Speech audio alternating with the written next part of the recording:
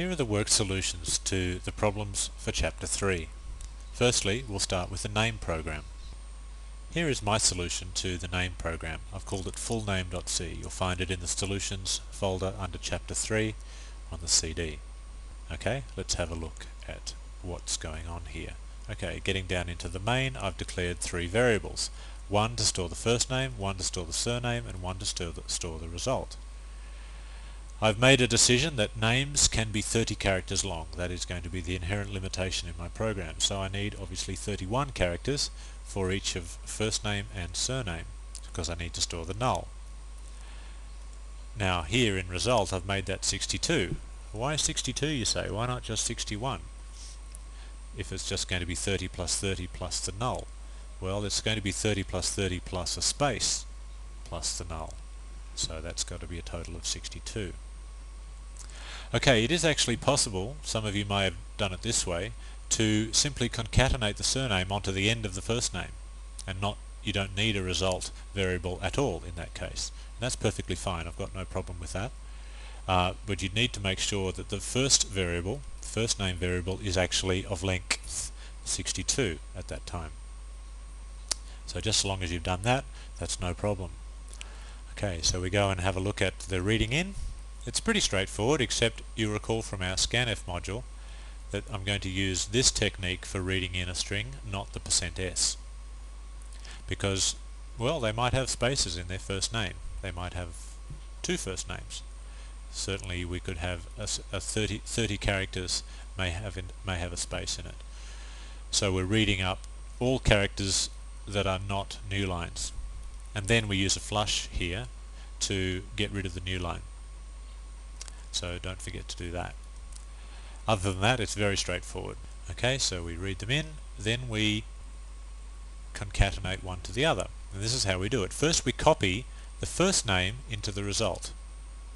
Then we concatenate a space onto the result, then we concatenate the surname onto the end of result. So the first is a strcpy and the second two are strcats. Now, some of you may have tried to do this. You may have tried strcat as the very first thing here, to strcat first onto result. That would not work. And you might think to yourself, why not? Seems pretty straightforward. Result doesn't have anything in it, and then you could concatenate the first name onto the end of the result. Surely that would work if result was empty. Well, that would work, except result is not necessarily empty, because if you look here, I have declared it, but I have not initialized it. And if it's not initialized, then it contains what? Is it empty? No, not necessarily. It could contain any random characters, just whatever happened to be in memory at that particular point in time. It's not initialized. Strcat requires the first string to be a legitimate, legal, initialized string of some description, and result would not be at this particular point. That's why you can't use strcat the first time. Okay, so to move on, output the result.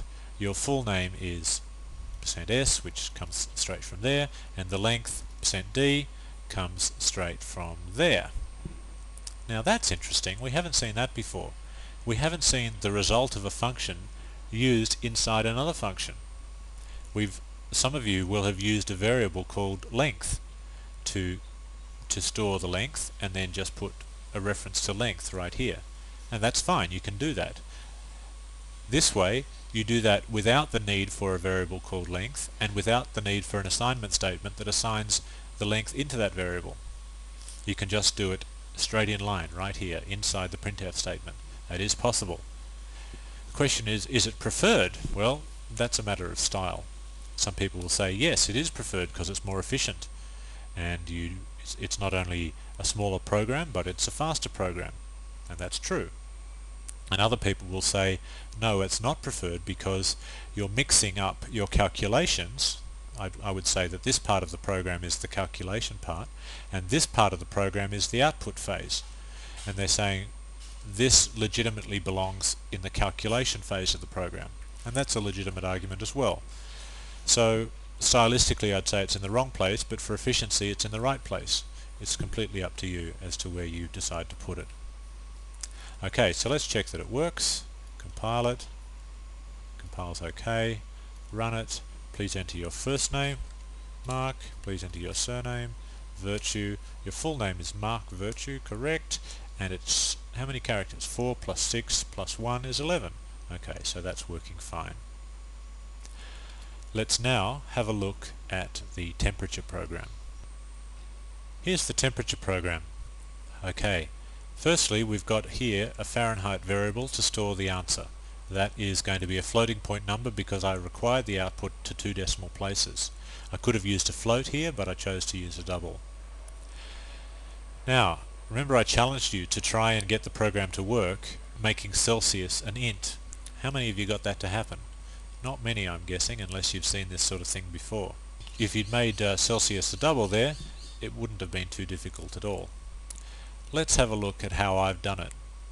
Okay, firstly we get the Celsius value from the keyboard. That's pretty straightforward. %d scanf. Don't forget the little ampersand there just before the Celsius. Okay. Perform the conversion. Fahrenheit equals 32 plus Celsius times 9 over 5. The formula is quite simple, and we can just write it out like that, and it actually works. The question you're probably asking is, what is this? It's a type name, double, inside brackets just before the word Celsius. Well, that's called a cast. It's called a cast. It's almost like a conversion. Not this type of conversion, the Celsius to Fahrenheit conversion, but a type conversion, converting an int to a double. Let me explain. Let's take it out just for the moment. I'll get rid of that. Now, this is what a lot of you will have written.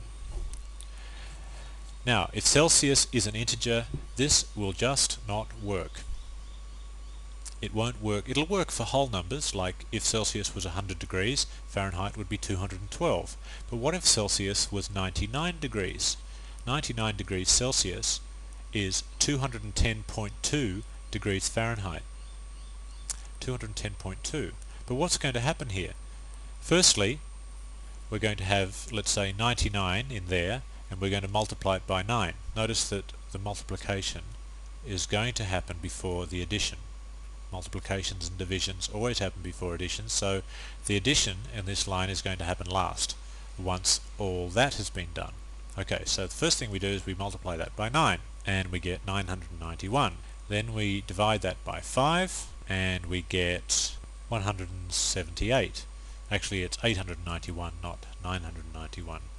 So the answer to this, well, let's think about it. The answer to that is 891 divided by 5 is actually 178.2. But you remember from before that when you divide numbers, if they're both integers, then you end up with an integer answer, and it's always rounded down. Now this is an integer, 891, and this is an integer, 5. So the result of the division is going to be an integer. It's not going to be 178.2, it's going to be 178. And then we add 32 and we get 210, and 210 gets stored in Fahrenheit. Even though the correct answer is 210.2, we only get 210.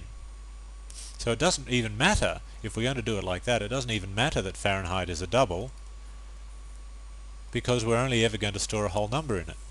So we will get 210.00 coming out of our printf at the end. So that's why I put that double in. And this is what it does. It temporarily converts this Celsius from an integer to a double, just for the purposes of this calculation, just for this line. So this Celsius is now a double, just now it's a double. And down here it's still an integer, but just on this line it's a double. So we take the double and we multiply it by 9 and divide it by 5, so we end up still with a double, because we started with a double. So we end up with 178.2 plus 32, and that's still a double. It's 210.2, and 210.2 gets put in there. That is called a cast, and we're going to learn more about casting at a later stage. Okay, let's move along, and we output the result to 2 decimal places. That 0.2 means show me exactly 2 decimal places, and that's pretty much all there is to it. Let's see if that works. Okay, and run. please enter a temperature in degrees Celsius. How about 100? And that's 212 degrees Fahrenheit, 0.00. Correct. Okay, let's try it again, and this time we'll give it the magic 99 degrees Celsius is 210.2 degrees Fahrenheit. Excellent, so it's working both ways.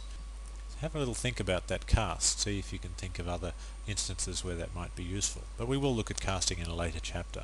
Okay, those are the completed exercises for Chapter 3. Notice they're fully commented. Everything that needs explaining is explained. Actually, they're possibly a little bit too much in the way of comments, because output the result, well, that's clearly what's being output, so we don't really need to be quite that explicit. Okay, that is the end of Chapter 3.